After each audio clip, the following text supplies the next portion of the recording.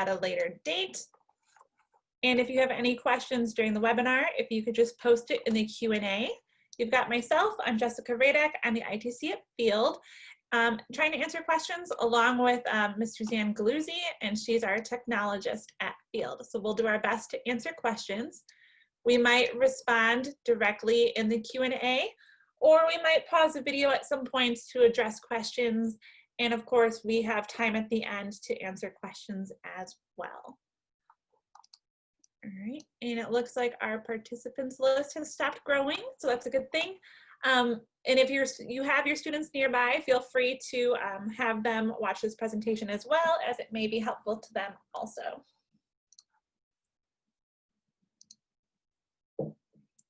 Okay, hello and welcome to our second and third grade one-to-one student and parent Chromebook orientation, brought to you by Park Ridge-Niles School District 64. So for everyone new to using technology and getting their Chromebooks for the first year, this is very exciting. We believe that there are 3 pillars to student success. The pillars are parents, students, and district. We're all responsible equally for helping our students be successful. We also just wanted to quickly show you some examples of a home learning space. Since we are starting off the year with remote learning, it's great to have a designated space where students know where they can find the materials that they'll need to be successful. So again, here are just some examples. You do not need to do anything this way. We just wanted to give you some ideas as resources.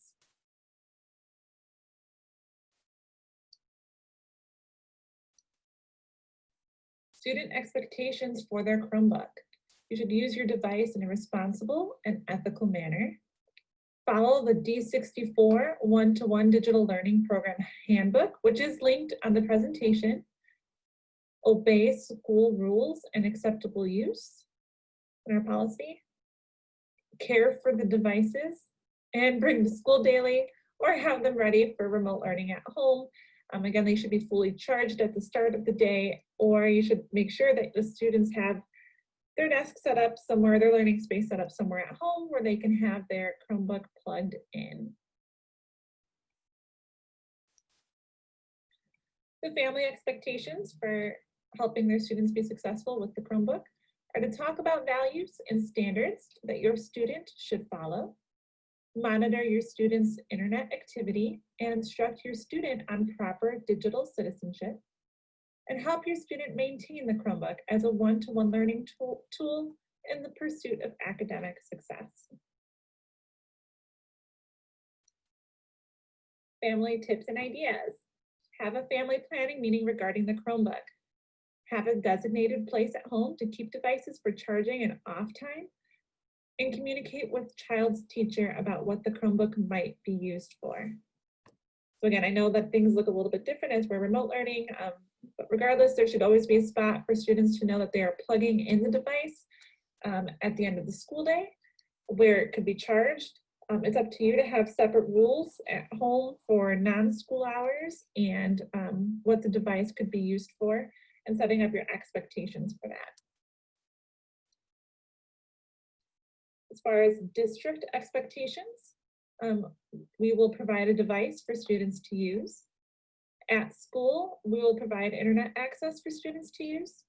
We provide internet filtering through a program called Securely, and we'll touch about that at the end, and provide an effective learning environment for seamless integration of one-to-one learning. Securely filtering, this is what the district uses for Chromebooks, and it's set up to provide filtered online activity through Securely.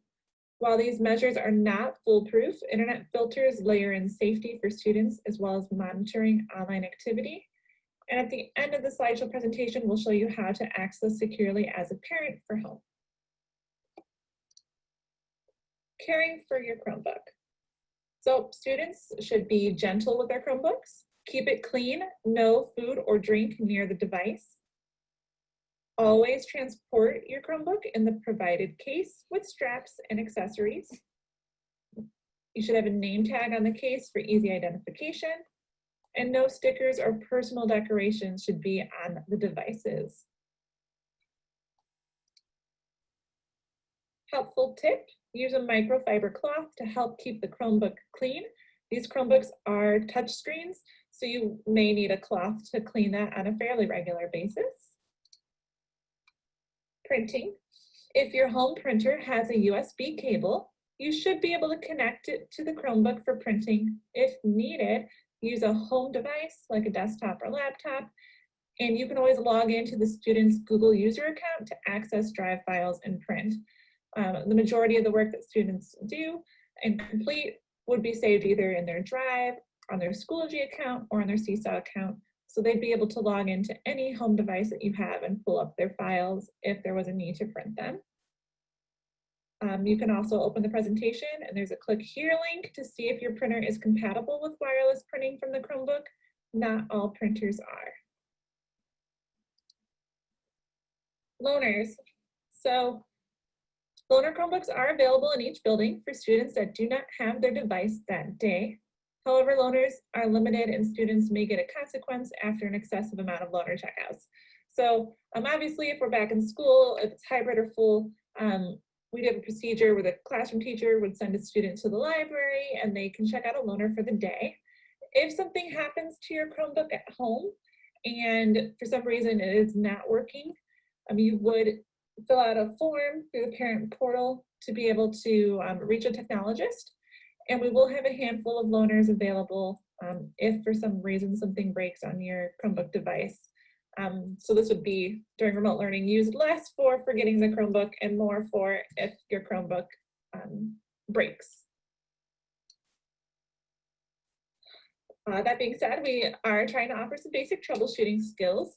So the first thing we always say to do is restart your device and check the Wi-Fi connection. If that doesn't work, then you want to contact your student's teacher right away with issues, just so they can be aware and help you either A, troubleshoot and problem solve, or B, so that they're aware of why a student isn't online and participating. Teachers, again, will help troubleshoot and direct with assistance as needed.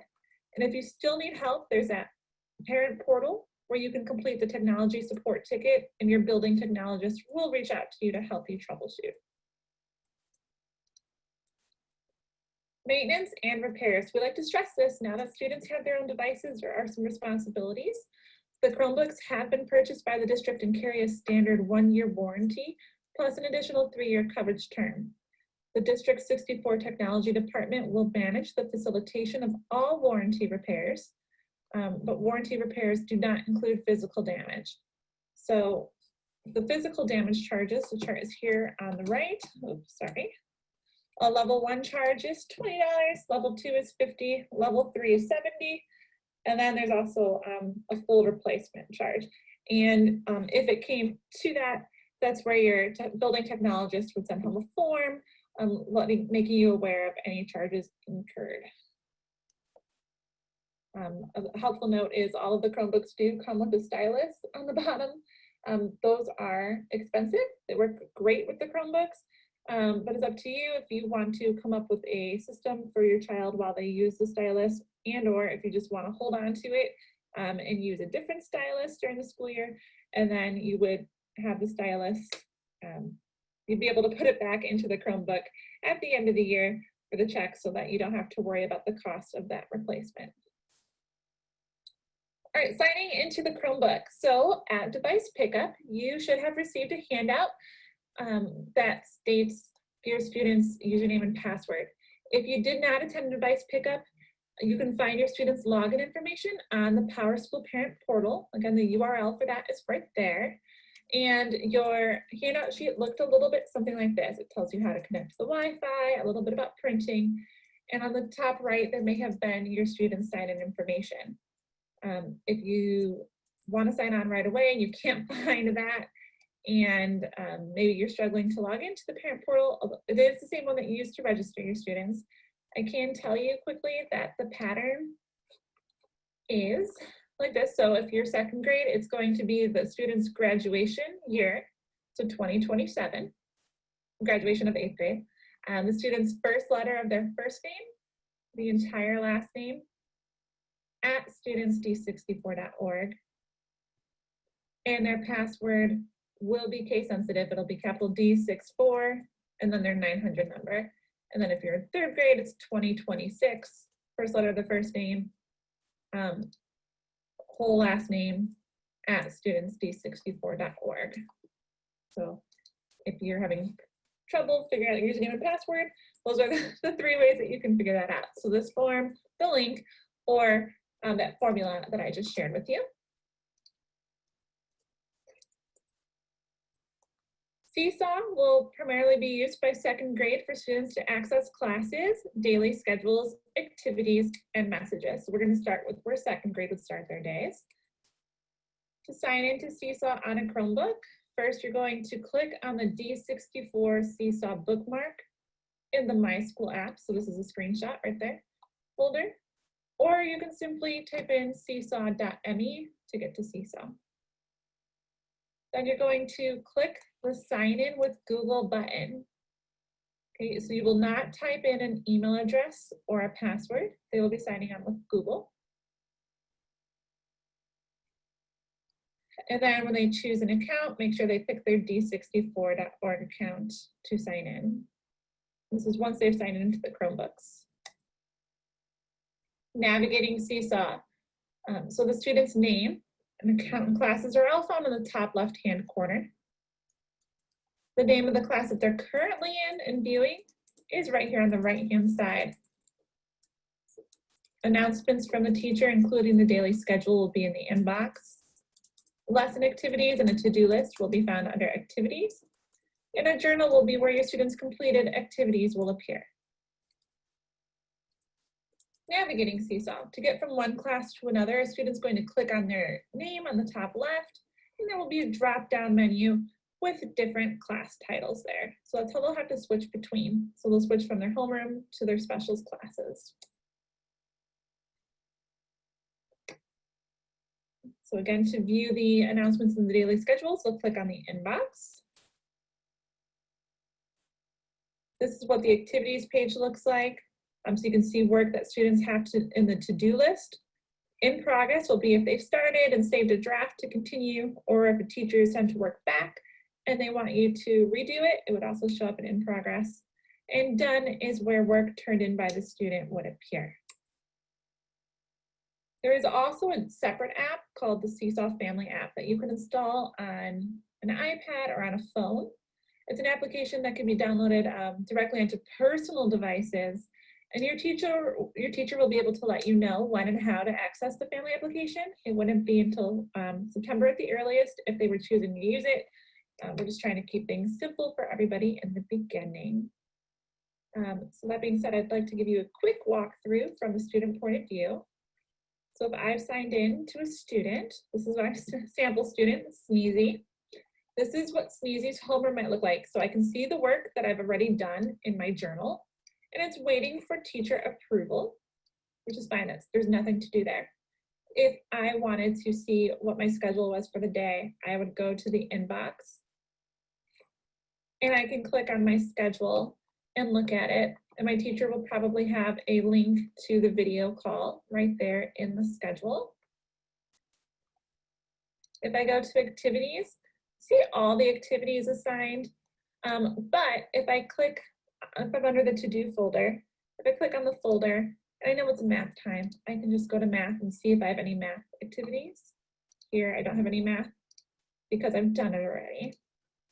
I can go to science or SEL, if it's SEL time, and see my to-do list just for that subject. So that's a really nice feature.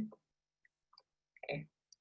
If I go back to my home screen, which is my journal, I can also click on the calendar and look at things in a calendar point of view as well. Again, the school hasn't quite kicked off yet, so I don't have any work from specific dates submitted. And then again, to toggle, if I wanted to say it's art time, I click on my name and I'll switch to art. And then I would see whatever my art teacher has to say, and I can click on the inbox to see her or his schedule and my activities that I should be doing in that class as well. And that is Seesaw at a glance.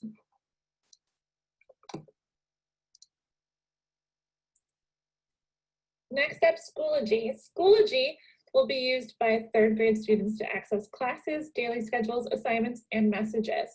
2nd grade students may use Schoology as well to access some resources and online textbooks. Schoology login procedures. So students will navigate to learn.d64.org, which is already bookmarked on the Chromebooks, and sign in with their D64 Google account. Students, I'm going to show you how to get onto your Schoology account. So the easiest way to do this is you're going to look in your bookmarks toolbar, and you should have a folder called My School Apps, and one of the drop downs should say something with Schoology. It might look a little different than mine, but it should say something about Schoology. When you click on that, it's going to take you to the sign-in page. Make sure you choose your student account, which it will open if you are on your Chromebook. And when you are in, you will land on your course dashboard homepage, and you will see all your different courses from all your different teachers. If for some reason you have deleted your My School apps, you're going to navigate to learn.d64.org, and it's going to take you to the exact same login page. Thanks so much. That's how you log in as a student to Schoology. Again, different course materials will be stored in Schoology under this Materials tab. So you'll see digital assignments, links to websites, multimedia content. There might even be links to Seesaw or, again, other websites in the Materials folder. Course content may not be accessible to students or parents before the start of the grading term. So I believe that on Thursday, on the first day of school, will be the first time that students are able to log in and see the course content and materials for their classes. If they switch to this updates page, teachers can post daily schedules, news, and important reminders for students and families on the updates page. Their schedule for the day may be on top. They might also post polls or fun interactive discussions here. So messages can be found on the top toolbar, which is this dark gray or black toolbar on the top. And you'll see it looks kind of like an envelope, like an email. So what's nice is that teachers can directly message students on Schoology. So teachers and students can connect without the need to email parents. And the interface is similar to email, but restricted to communication with teachers only. So students are not able to interact with one another through messaging, but they can interact with any of their teachers to ask questions as needed. Navigating Schoology. Easily navigate between all classes to find content shared by different teachers. So to navigate between, you would click on courses at the top. So we'll wait for that GIF to start again. There. You see right now they're going through the different folders on the materials page to be able to find content for that specific course. So you go to courses on top. There's a drop-down menu for all the different courses that your students are enrolled in. Once you select it, you're brought to that course's homepage where you can scroll and look at materials and schedules. Zoom in Schoology. Teachers host virtual class meetings using the secure Zoom tool in Schoology. They may also choose to use Google Meets, but both can be linked in Schoology.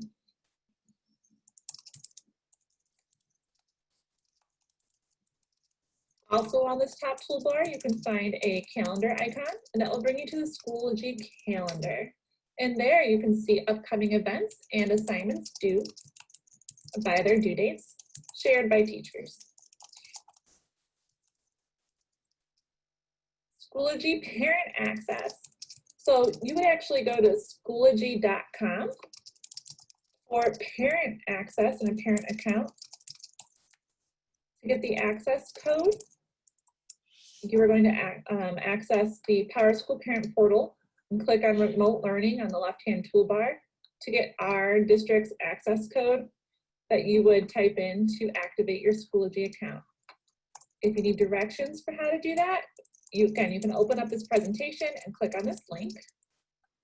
It'll bring you to step-by-step. Again, you only have to do this the first time you sign up for Schoology, but you'll go to Schoology.com. You can select parent.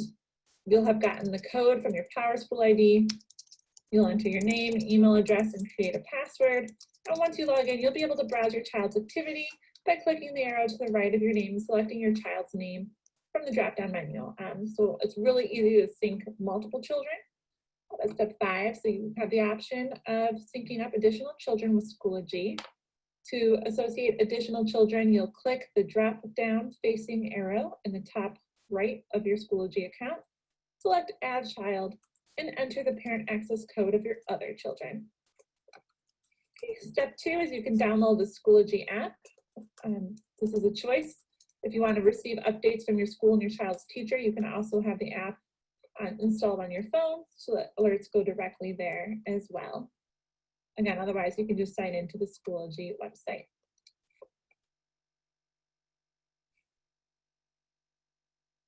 Parent view. So if you look, this is a little screen recording from the parent view. You can view courses, groups that your students are in, the calendar, graded assignments, upcoming assignments. And again, you can view all of these things for multiple students.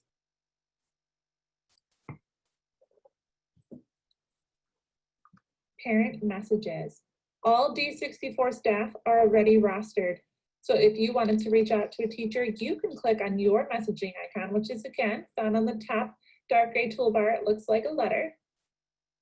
You can simply type the last name to select the teacher, and you can send and receive messages through Schoology as well. All right, so that was an introduction to Schoology. Just a friendly reminder, the students may not have access to their content until the first day of learning.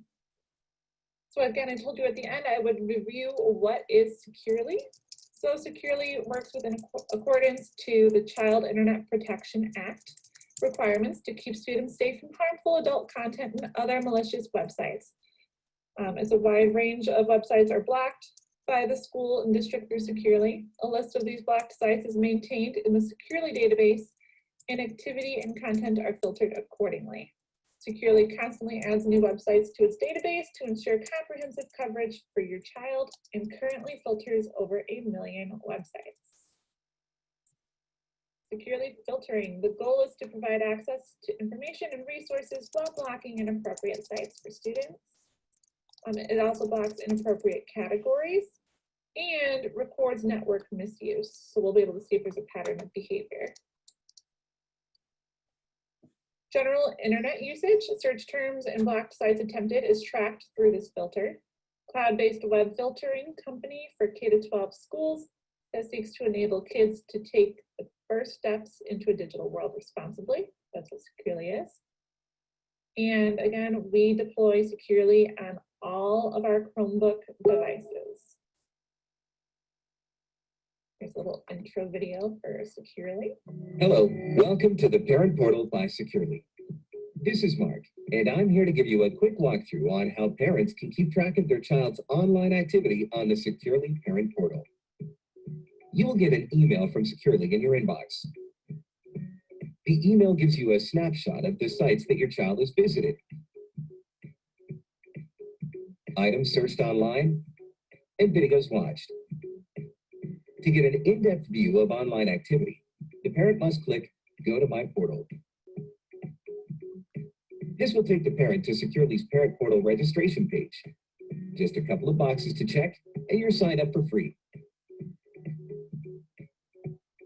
Now that you're in, you can see a complete picture of what the kid has been up to.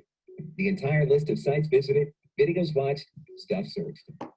If there is something to be concerned about, we will show it in the Flagged Activity tab. Next up, there is the Account tab, where you are able to change your password. The Connections tab here will show you if there is any other parent associated with your child. You can accept or reject that connection.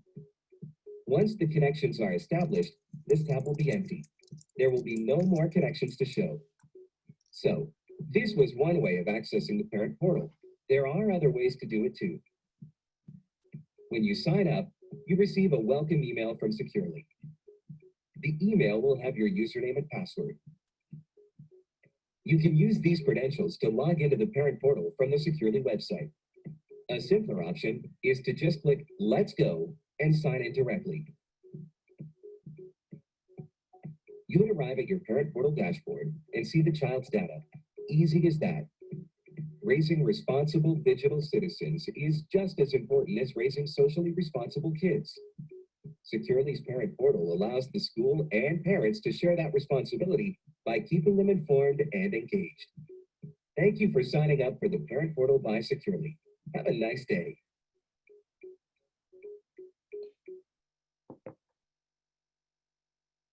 Okay, so that was some information about the Securely Parent Portal. It provides you access to view your children's online activities and productivity on school-owned devices. You can scan that QR code on your phone for more information about the Securely Parent Portal, or click on the link if you have this presentation open. I do know that if you're signing into Securely, you will need to use the email that you registered and that you use for the PowerSchool Parent Portal when you registered your students for classes. Parents are able to, so here's some features, have emailed weekly internet activity reports. You can view flagged activity, block websites at home at your discretion. Again, because we are remote learning, just keep in mind you wouldn't want to block YouTube or something during the day because teachers may have students trying to access videos on YouTube. So just try to be a little more cognizant of that type of thing during remote learning, and see all your students from one dashboard, which is nice. If you have any Securely questions, you'd want to contact Mike Jolly. He's our Securely Student Safety Coordinator, and his email address is located on there. Or you can contact Mary Jane Warden. She's our D64 Director of Innovation and Instructional Technology. Her email is listed as well for your reference. Additional resources and information. Again, these are all links you can click through on how to connect to your home Wi-Fi, Apple AirPrint instructions, which is more relevant if you have a K1 student, but just in case you have students in multiple grades, it's all on one slide for you. D64 technology, our handbook, and then there's also some helpful digital citizenship links on here. Common Sense Media is a great one, as is Need Help Now. So if you wanted to read some articles or do some activities with your students about digital citizenship, you could find resources at those links. Okay, thank you so much. Please don't hesitate to reach out. All right, so that's the end of the presentation. We've been trying to answer some questions as they pop up in the Q&A. So again, it's basically to summarize, second grade, your students will start off every day on Seesaw. So they will open up their Seesaw app in the morning and go to announcements to look at the schedule and to find their link to either Google Meets or to Zoom to join in on their class meeting and receive directions for the day. Third grade, they will sign on to Schoology first thing in the morning to look at the schedule and announcements and again, find that video link for the day. You are not going to be responsible for taking attendance this time around. I know that was a thing last spring. Your teachers are going to resume with taking attendance starting in the fall. I believe that all work would have to be in theory during 3:30 or by 3:30 p.m. You know, at the end of the school day. If there's a longer project or something that the teacher is doing, then they'll let the students know if that would change. Things that you want to make sure you can do is you want to make sure that you're able to, one, log on to the Chromebook for your students so that they're ready to rock and roll on Thursday. And then two, you'd want to see if you're able to sign on to Seesaw or Schoology. You are signing on with Google for Seesaw. And for Schoology, you are typing in the student email address to log in, which is the same, it's their same email and password for everything. To access the students' sign-in information, you can go to the parent portal and click on remote learning. And there you should see your students' login information with their usernames and passwords. I will show you kind of the formula to passwords right now in case you cannot get to the parent portal for whatever reason. It is the same place you go to register your students for classes if that helps you know how to get there. Let me switch to sharing my screen really quick. So this is the formula for student usernames and passwords. So since we're talking about second or third grade is 2027 with the first letter of the first name and then the entire last name at studentsd64.org. And your passwords are case sensitive. So your password's going to be uppercase D64. And then their 900 number, which you will need to look at that parent portal to get the 900 number. And again, once they type it in, once they're signed into their Chromebook, everything should become automatic, things will save. So they really only need to worry about this the first time. Courses will be posted in Schoology on Thursday. So if you've logged in and there's nothing available, you're perfectly right. You don't have to worry about anything. Schoology courses are just synced with our trimesters. So come Thursday morning, they will see all of the courses that they are enrolled in. Signing up for Securely. Let me go back to that presentation and pull that up so I can reference that for you.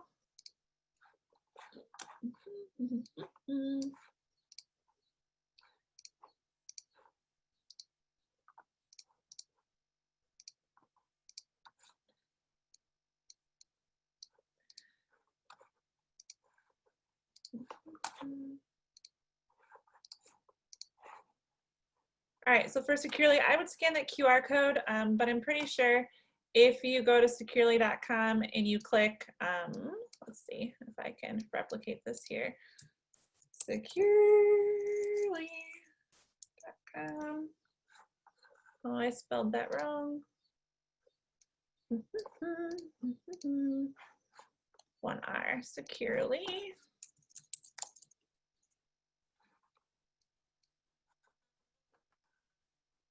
And so Securely, it's loading there for me. And click log in, and there's a parent console there. So you're going to click on parent console.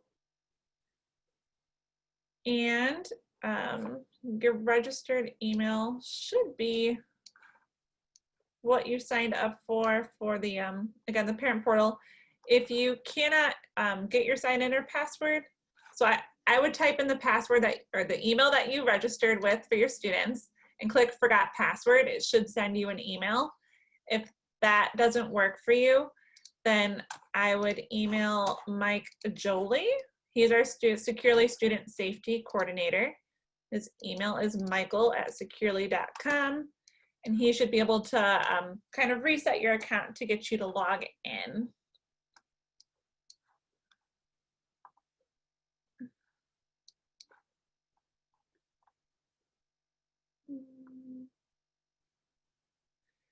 If you got an email already talking about the access to the internet with Securely, then you should be signed up. You just want to sign in if you want to be able to change any of those settings.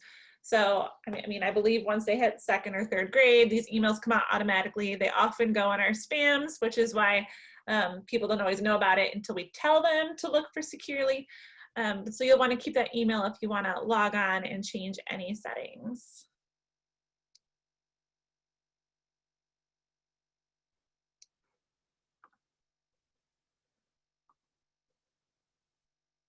So Ashley just said that with Securely, she was able to get in with the address that she registered with, whether the school has on file, and she clicked get instant access, and she got an email to sign in so they can go to the account information and add a password. So she's just sharing that. It's good information. Thank you, that all the parents can use.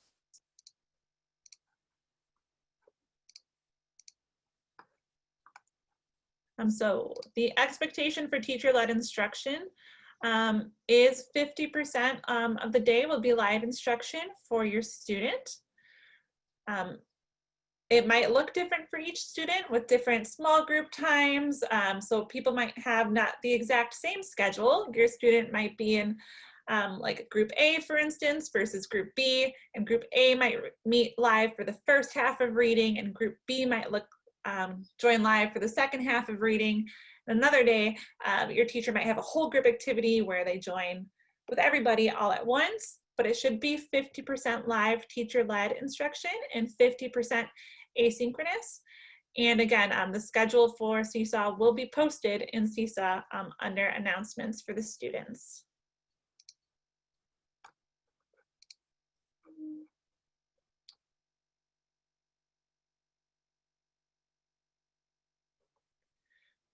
All right, the next question is for students who may be split between 2 different houses, will each parent get mailed a separate securely code? So if you've got separate emails registered on PowerSchool, then you should both be able to access securely, and you'll even be able to log into securely and see who all has access to your child's account. And again, if you need, if for some reason that email isn't working for you, then you'll want to contact Mike Jolie and he'll be able to get it, but you can have multiple parents on one securely account. All right, next question is, are Seesaw assignments for second graders explained or read to them by the teacher?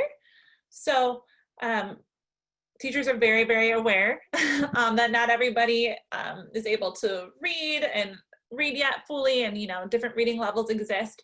So what's great about Seesaw is, yes, teachers can read out loud the directions to the assignments. They can be pre-recorded. So there's a microphone feature, so the students can still read the words and hear their teacher's voice, and they can play those directions. So most of the assignments in Seesaw, yes, teachers can read and record them. If they're not doing that, you're not sure how to access those audio directions, then just email your classroom teacher and they'll be able to set that up. If a meeting is not accessible, how would the teacher take attendance? So hopefully all of the live meetings are accessible. We all know that technology glitches happen sometimes. There are different ways to take attendance though. So a teacher might make an assignment in Schoology where everyone just has to write their name.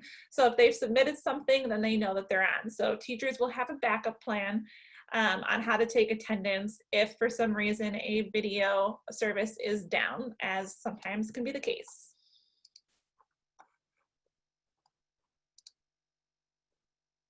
All right, any other questions? Everyone was able to access their logins for Seesaw and Schoology. Does anyone need to see anything? We've got about another 10 or 15 minutes left if we have questions. If you don't have questions, then that's basically the end of our presentation. So you are free to enjoy the rest of your evening.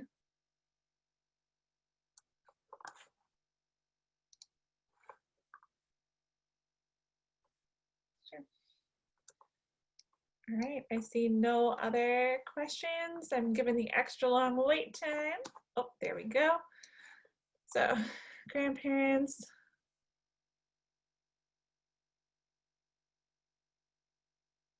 So, as far as being home after hours to do Seesaw, a lot of these activities, again, 50% of the students' day is going to be live and with teachers.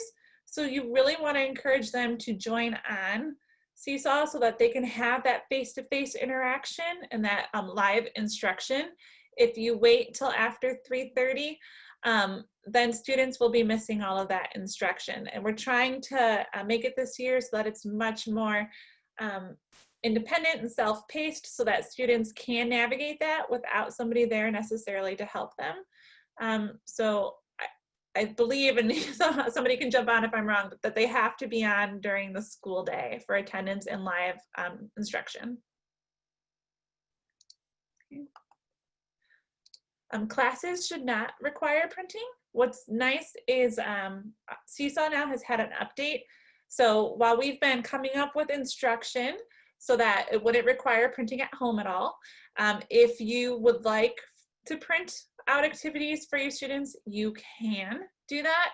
And also teachers may be sending home some materials once a month or so for students to be able to have some of that screen-free time and still participate in activities. So nothing should require printing. If it does, teachers will have that ready to be picked up during material pickup. But if you want to print, you are able to.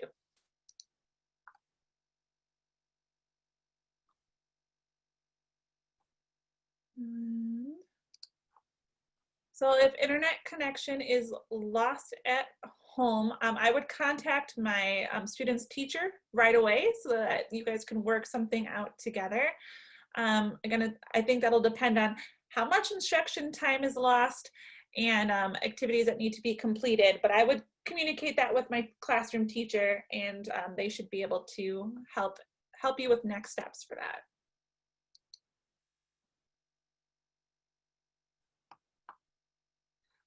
All right, any other questions?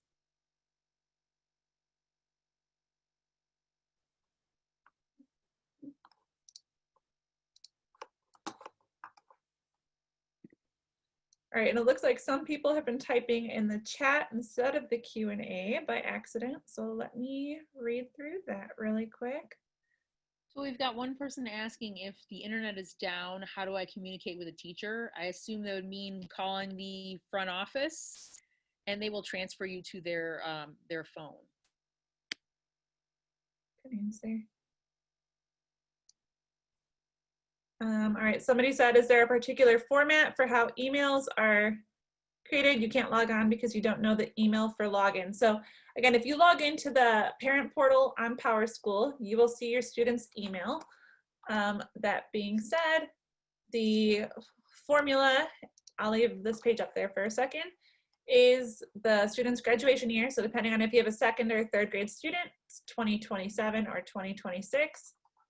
The first initial of the first name plus the entire last name at studentsd64.org. And if you're trying to log into your Chromebook, the at studentsd64 part might already be typed in, so you don't need to type it in twice. You're just typing in the first part.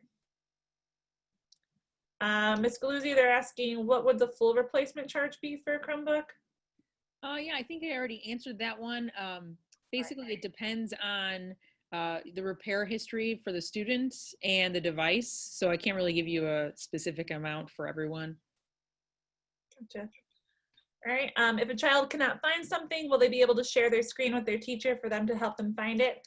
Yes, so students can share their screens with their teachers during calls, so they should be able to help.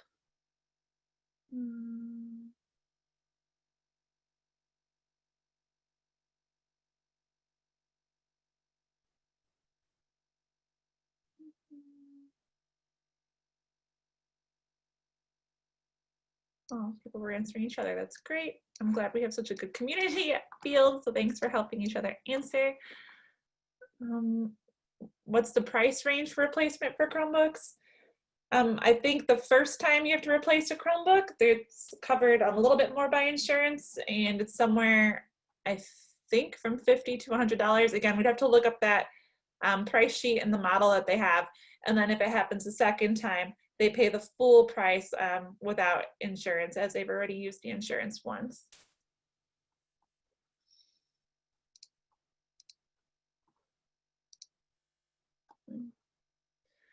In regards to, is there a way to turn off access to all games during the school day so the children don't switch over during class? There's not a way to turn off everything. There's always new sites being created. That's where we really try to teach about digital citizenship. But again, hopefully they're being engaged in their live instruction, and teachers are hopefully able to monitor their engagement levels and see if they're participating or not. And then be able to have one-on-one conversations with the student if they realize that that's not happening.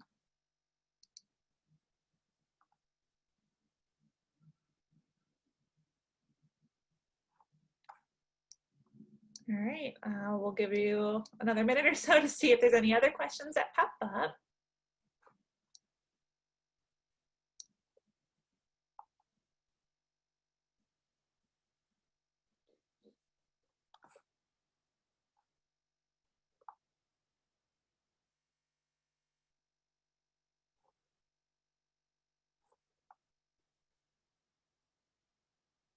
So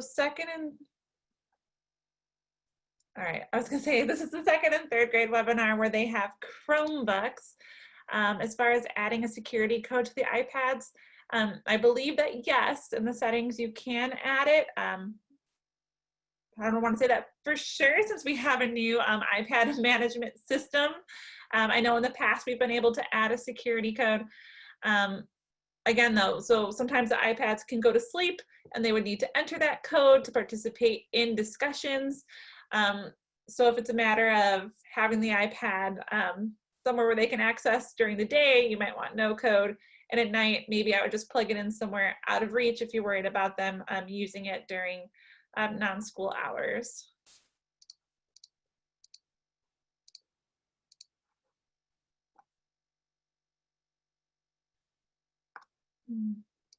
So if groups of children are in the same class in the same household, can they share a screen during a live meeting? So a lot of our live meeting calls have some fun features where you can raise your hand, or they might be participating in quizzes. So I would still have them join on their own screen if possible. That way they can fully participate and use all the features. There's like interactive whiteboards on Zoom and hand raising in Google and things like that. So I would really encourage you to have them on separate devices if possible. If it's a problem with feedback with volume, maybe mute one of the devices, but that way they can still have control over the mouse and be able to participate in things like that.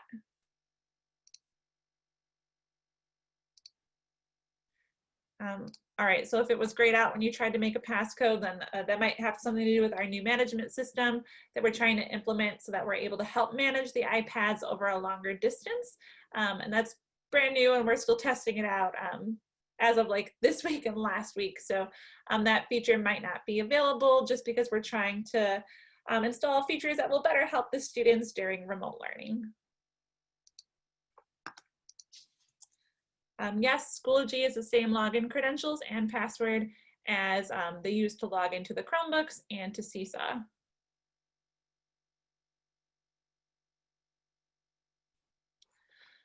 All right, so on Schoology day one, you'll have your students log on to learn.d64.org, and that should already be bookmarked for them.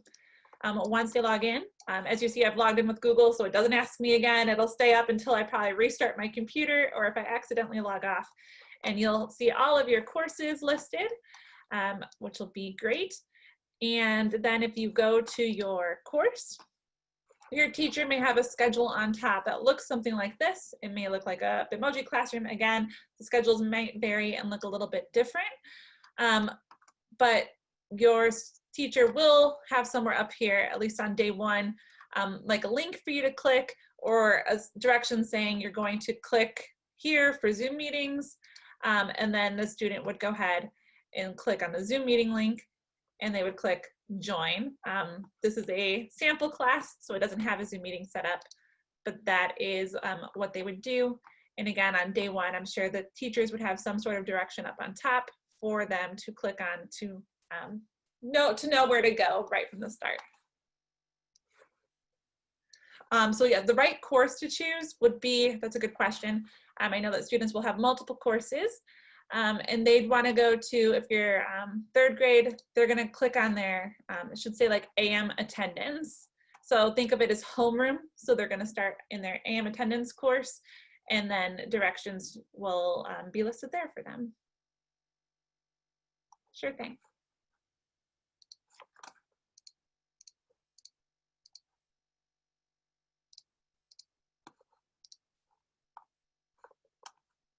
All right. If there's no other questions, then I'm going to go ahead and, oh, what site is this? This is the Schoology website. So again, on the Chromebook, you might see it bookmarked already under My Learning Apps, which you'll have when they open Chrome. Or if you want to type in, if you want to type in learn.d64.org and go ahead and bookmark that in the Chromebook if it's not, if you're not finding it in the bookmarks bar, that's Schoology. So this is what their learning management system looks like in third grade and up. And again, second grade may use this at some point as well for things like digital textbooks. or other online resources, but this is what it would look like as a student.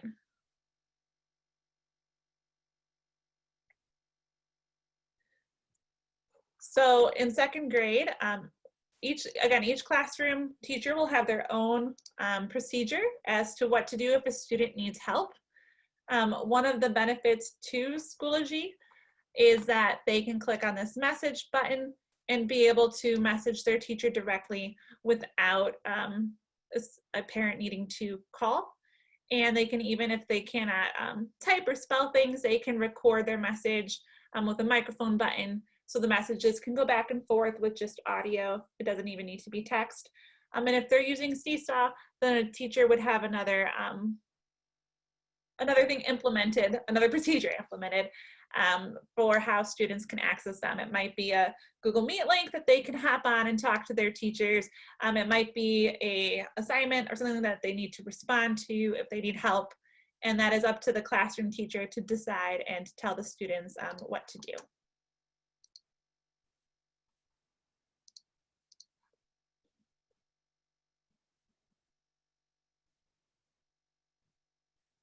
All right. Any other questions?